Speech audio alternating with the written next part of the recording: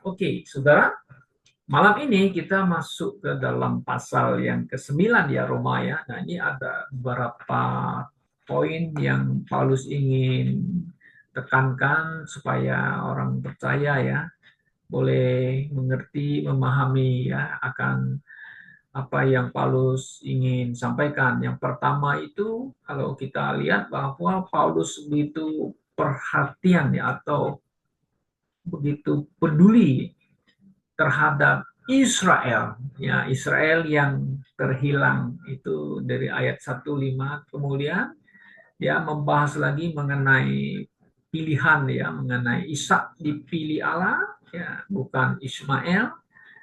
Nah, Yakub yang dipilih bukan Esau gitu ya. Kemudian Tuhan memberikan mengenai pilihannya itu sebagai ilustrasi ya. Dan ada dua ilustrasi pilihan Allah itu di mana dia pilih Firaun dan juga dia pilih yang lain begitu ya menurut kehendaknya.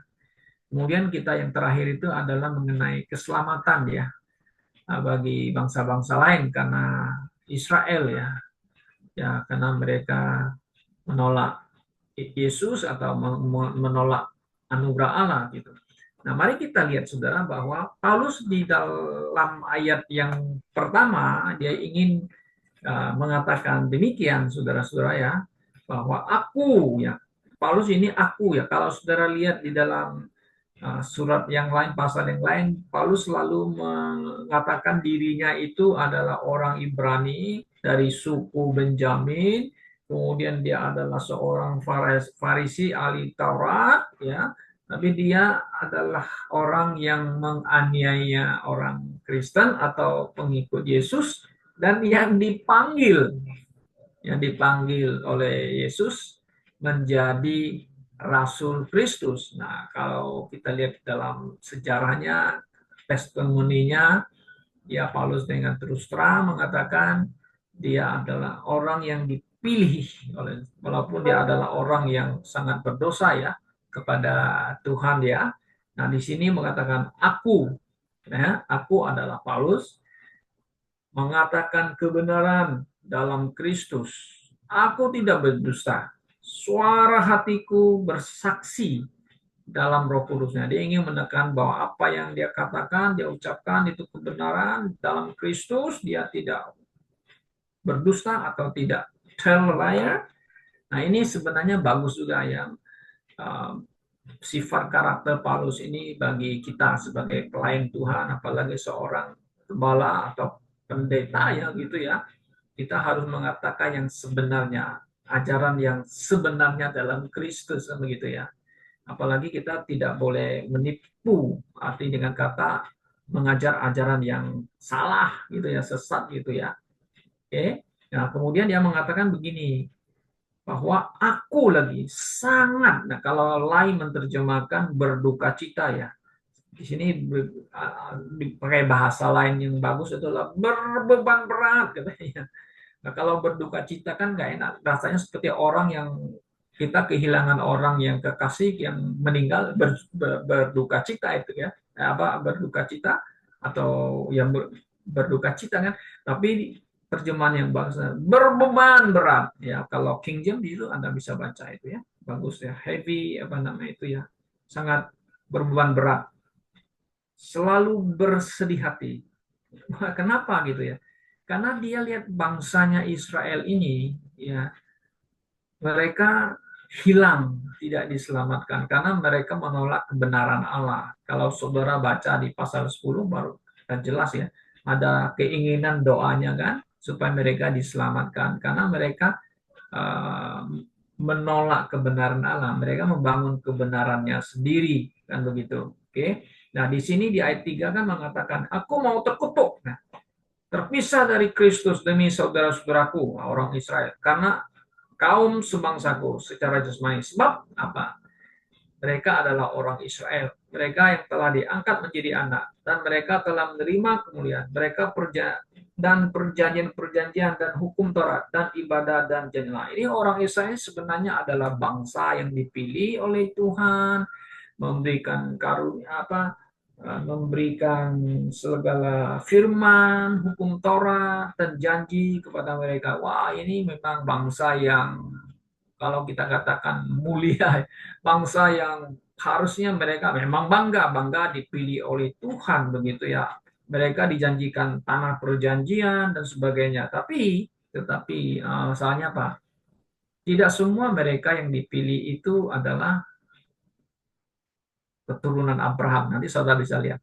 Bukan orang yang diselamatkan gitu ya. Nah, mungkin banyak yang terhilang begitu. Oke. Nah, jadi di dalam ayat 1 sampai ayat 5 ini, nah ini adalah perhatian dan kepedulian atau katanya berbeban berat. Dia ingin supaya bangsanya sebenarnya ya, harus diselamatkan ya, percaya dan terima sebenarnya ya, keselamatan melalui iman. Tapi mereka nggak mau kan begitu. Oke. Nah, kita lihat lagi di ayat yang berikutnya, saudara-saudara ya, bahwa Ishak yang dipilih bukan Ismail, Yakub yang dipilih bukan Esau kan gitu. Akan tetapi firman Allah tidak mungkin gagal ya. Tentu omongan Tuhan tidak akan bisa gagal. Apa yang Allah berkatakan ya dia akan menggenapinya kan gitu.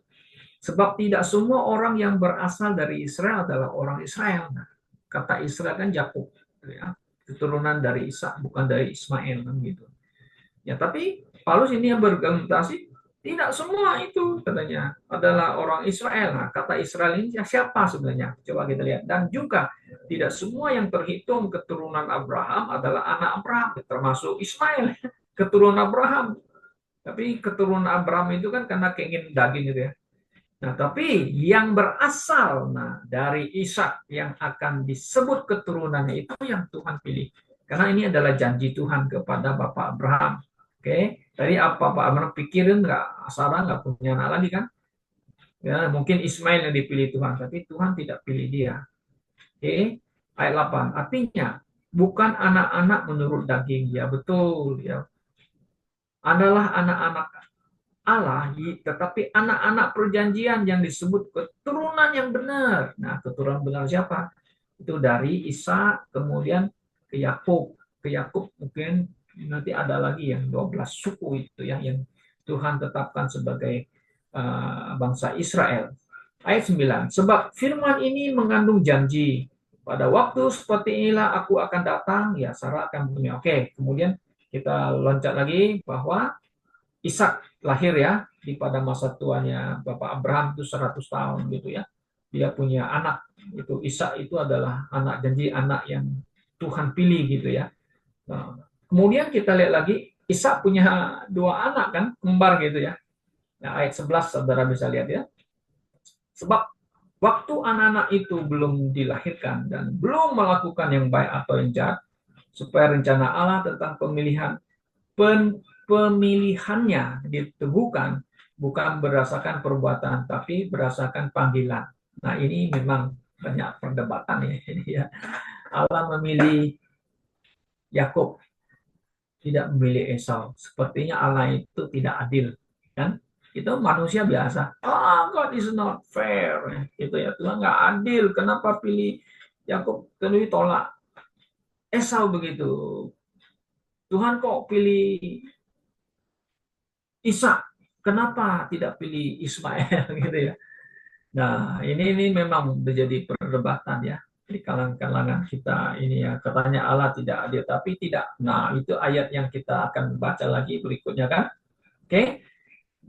Kemudian di sini dikatakan kepada Ribka kan, anak yang tua akan menjadi hamba yang muda. Seperti ada tertulis, aku mengasihi Yakub, tapi membenci Esau. Nah, ini perdebatan lagi di Calvinis. Nah, ini kan sudah ditetapkan oleh Tuhan dari kekekalan. Ah, Tuhan sudah pilih itu, ya si Yakub supaya masuk surga dan membenci Esau masuk neraka. Ini sebenarnya bukan dipilih untuk masuk surga dan masuk neraka. Nah, banyak yang kita salah paham orang Kristen, di kalangan Kristen, tapi ini sebenarnya adalah panggilan. Nah, itu mengenai panggilan Allah ya, karena ada Allah punya rencana, karena dari Yakub lah datangnya sang Mesias, juru selamat dunia. Oke, itu sebenarnya adalah panggilan. Saudara masih coba tadi kan sudah katakan, tidak semua Israel itu adalah Israel. Ya, Israel yang selamat itu adalah mereka yang taat, yang percaya kan kepada Tuhan. Dan mereka yang berontak dengan Tuhan, sekalipun keturunan Israel banyak yang tidak masuk surga kan, tidak masuk artinya tidak dipilih karena uh, mereka tidak percaya kan begitu. Kemudian di ayat 7 kan mengatakan demikian ya. Jika demikian, apakah yang hendak kita katakan? Apakah Allah tidak adil? Mustahil ya.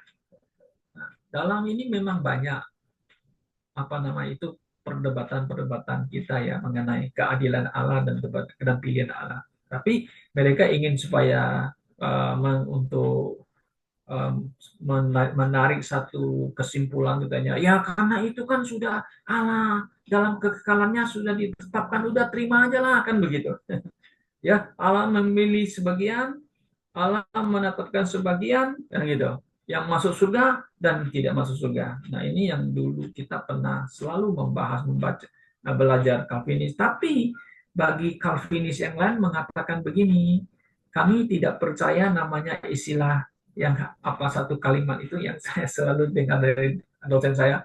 We are not hyper, we are not hyper Calvinist.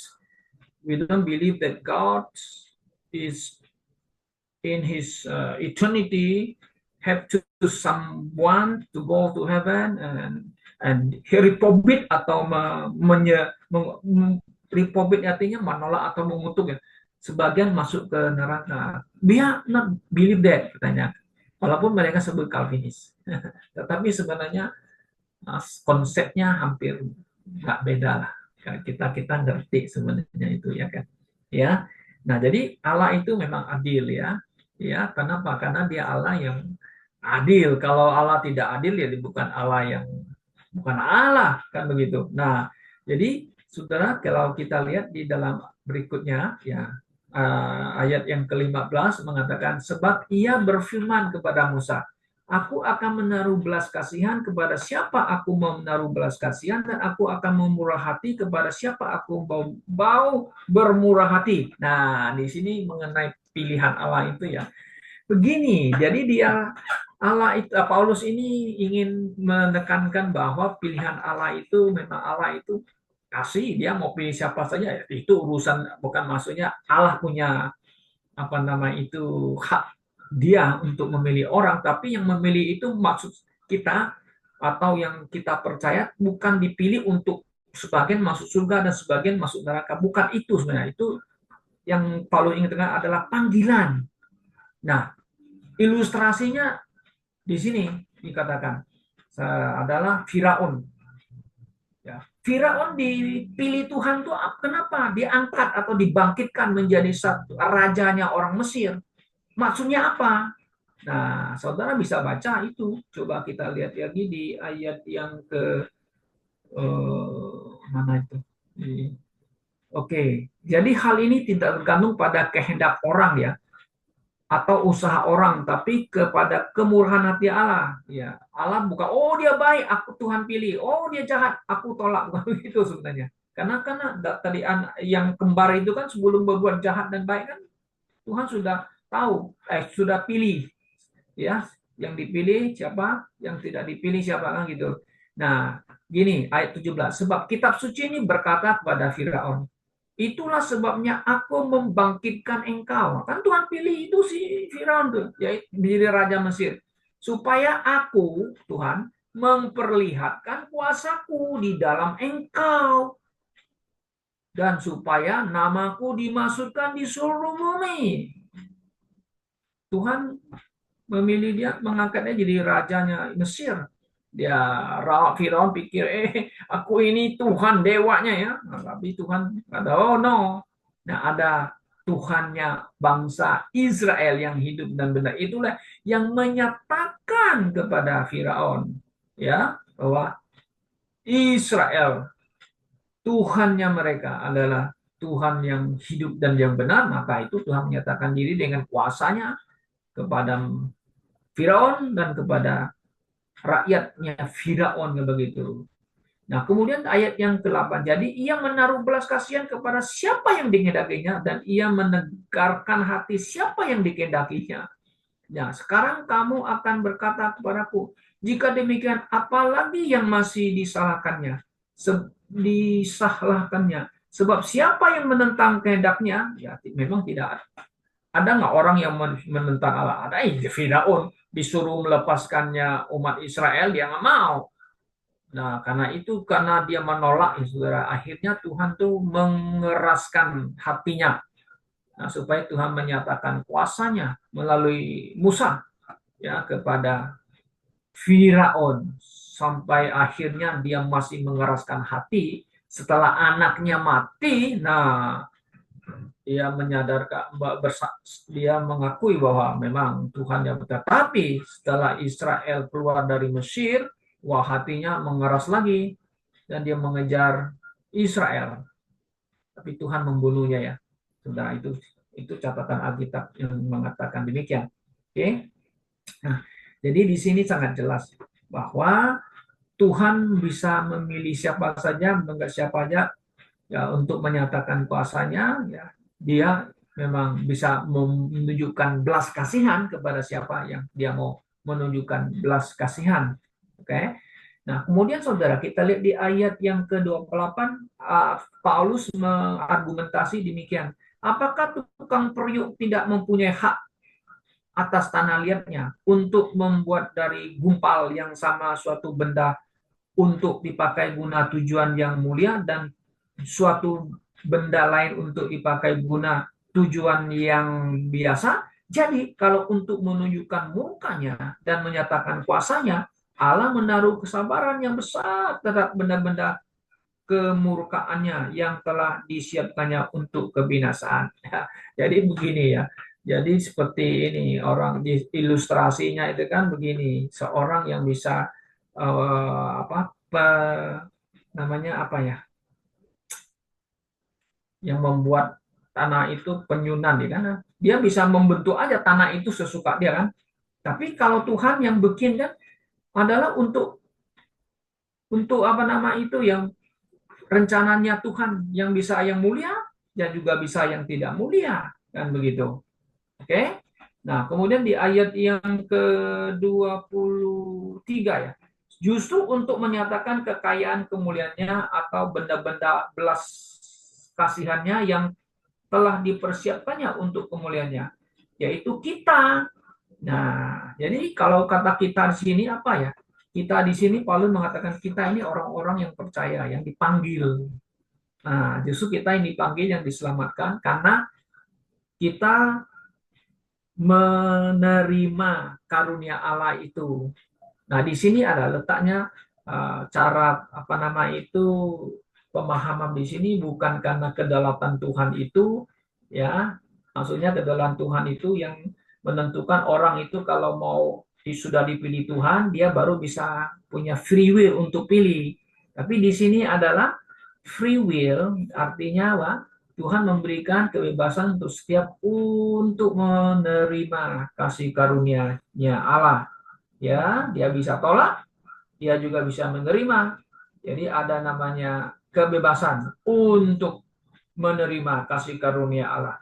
Oke. Kemudian kita lihat lagi ayat yang ke-25, ya. Seperti yang difirmankannya juga dalam kitab Nabi Hosea, yang bukan umatku akan ku sebut umatku, dan yang bukan kekasihku kekasihku, dan di tempat di mana akan dikatakan kepada mereka, kamu ini bukanlah umatku. Di sana akan dikatakan kepada mereka, anak-anak Allah yang hidup. Dan saya berseru tentang Israel, sekalipun jumlah anak Israel seperti pasir di laut, namun hanya sisanya akan diselamatkan. Sebab apa yang telah difirmankannya akan dilakukan Tuhan di atas bumi, sempurna dan segalanya. Oke, nah jadi Paulus mengatakan begini, umat Israel memang pilihan, ya, tetapi hanya sisanya yang diselamatkan. Sisanya itu yang percaya kepada Tuhan, ya. Yang lain, yang tidak percaya, yang berontak, yang melawan Tuhan, ya, mereka tidak diselamatkan. Makanya Paulus di sini mengatakan, aku memiliki berbeban berat kepada umat Israel, bangsaku sendiri ya. Rasanya aku mau dikutuk aja lah, pisah dari Kristus lah, ya kan? Tetapi karena kasih kemurahan Tuhan, saudara, bahwa Allah masih peduli dengan umatnya Israel. Dia tidak membuang umat Israel seperti sebagian pandangan Kristen yang lain bahwa Israel itu sudah dibuang, penggantinya adalah gereja. Makanya kemarin itu yang kita dengar itu ada seorang Kristen namanya Elias ya, yang membunuh anggota apa namanya, membunuh karyawan diplomat Israel ya. Nah, yang apa, karyawan itu ya, anggota diplomat itu ya, itu kan katanya kan mereka sudah hampir mau merit itu ya, dibunuh ya. Dia juga Kristen ya, Mesianik Kristen ya. Nah, yang bunuh juga atas nama Kristen lagi ya, Elias itu ya. Siapa, kenapa dia sebagai orang Kristen kok bisa bunuh orang ya? Dari mana dia bisa apa, punya apa namanya, punya keinginan kok mau bunuh Israel gitu ya? Ini otaknya sebenarnya adalah otaknya roh jahat, setan gitu ya. Kok begitu benci sama umat Israel gitu ya? Nah, kita meragukan dia apakah Kristen, hanya nama Kristen saja mungkin ya. Ya tidak mungkin sebenarnya orang Kristen yang telah menerima kasih karunia Allah dari Tuhan Yesus, kita membunuh orang, bahkan orang Israel sendiri. Nggak mungkin itu ya. Ya, kalau misalnya ada mereka yang punya otak yang mau hancurkan Israel, saya pikir itu saya sanksi akan iman mereka. Saya sanksi betul, saya sanksi. Tidak mungkin kita bilang. Paulus justru mengatakan kamu jangan sombong ya, kamu terima anugerah. Nanti kita akan belajar belajar lagi di pasal yang ke-11, ya kan? Ya karena mereka menolak Injil, karena menolak Yesus, nah, maka kasih karunia itu diberikan kepada bangsa-bangsa lain. Nah, kita tidak ada waktu lagi untuk membahas yang ayat berikutnya. Sebenarnya ada lagi bagian 30 sampai 33 itu adalah bangsa-bangsa lain yang diselamatkan, ya, diselamatkan karena mereka menerima anugerah dan menerima kebenaran. Mereka beriman karena iman itu bukan karena mereka dibenarkan karena iman, bukan karena melakukan hukum Taurat. Nah, itu yang ayat 30 sampai ayat 33, bahwa bangsa-bangsa lain diselamatkan. Oke, kiranya Tuhan menolong kita malam ini, saudara. Ya, di dalam pasal yang sebelum kita telah selesai ya, bahwa Tuhan memilih karena Dia memilih orang untuk melakukan kehendaknya ya. Nah, kita punya apa namanya itu, pandangan kita tidak percaya bahwa sekalipun Allah itu berdaulat ya, Allah itu berkuasa, punya kehendaknya yang kekuasaannya, dia tidak memilih seseorang untuk masuk supaya masuk surga dan menetapkan sekelompok orang untuk masuk neraka. Ya, kita tidak percaya konsepnya begitu, tapi kita percaya bahwa Allah itu penuh kasih, dia memberikan kasih karunia-Nya kepada umatnya Israel dan juga kepada bangsa-bangsa lain. Kalau you percaya, terima, ya Injil Yesus Kristus, kamu diselamatkan. You nggak percaya, ya itu adalah tanggung jawabmu. Bukan, saya sudah ditetapkan oleh Tuhan supaya masuk neraka. Ya, kita nggak percaya begitu. Oke? Kiranya Tuhan menolong kita malam ini, saudara, bahwa kita telah diselamatkan karena kasih karunia Allah melalui iman di dalam Yesus Kristus. Tuhan memberkati kita. Amin.